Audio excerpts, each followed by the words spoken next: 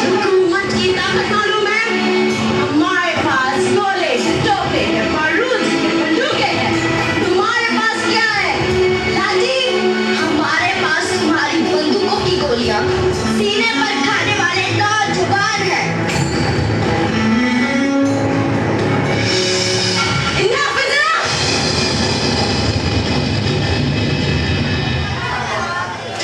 British हुकूमत के खिलाफ आवाज उठाने के जुर्म में मुजरिम चंद्रशेखर को ये कोर्ट 15 कोड़े मरने की सजा देती है। कोड़े 15 कोड़े मरने की सजा मिलने के बाद भी तुम हंस रहा है? जिसने अपने देश को आजाद करवाने के लिए अपने लहू के एक एक कतरे को कुर्बान करने की कसम खाई हो, उससे 15 कोड़े मारकर कोई उसके इरादों को तोड़ेगा तो उसकी बेवकूफी पर हंसी तो आएगी ही ना।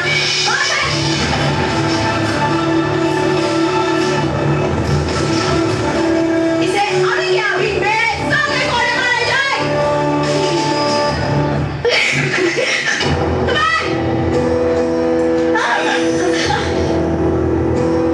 भारत माता की जय।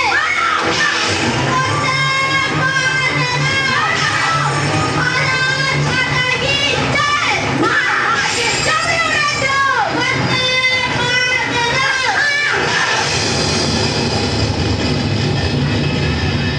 खून से खेलेंगे होली। अगर वतन मुश्किल में है, सरफरोशी की तमन्ना अब हमारे दिल में है।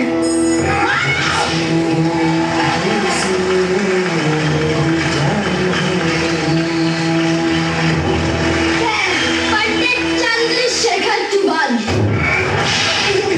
आज भारत माँ को साक्षी मानकर ये शपथ लेता हूँ कि मैं भारत माँ की आजादी के लिए अपने प्राण दे दूंगा। लेकिन आज के बाद इन अंग्रेजों के हाथ से मैं कभी नहीं आऊंगा।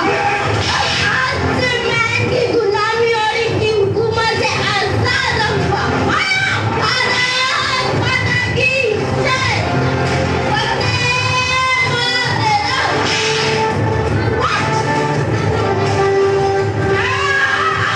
और इस दृढ़ निश्चय के बाद पंडित चंद्रशेखर तिवारी चंद्रशेखर आजाद के नाम से जाने जाने लगे।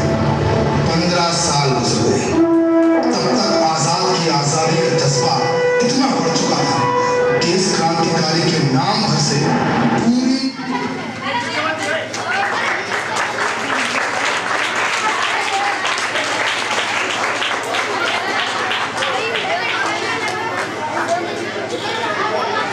ब्रिटिश हुकूमत कांप उठती थी।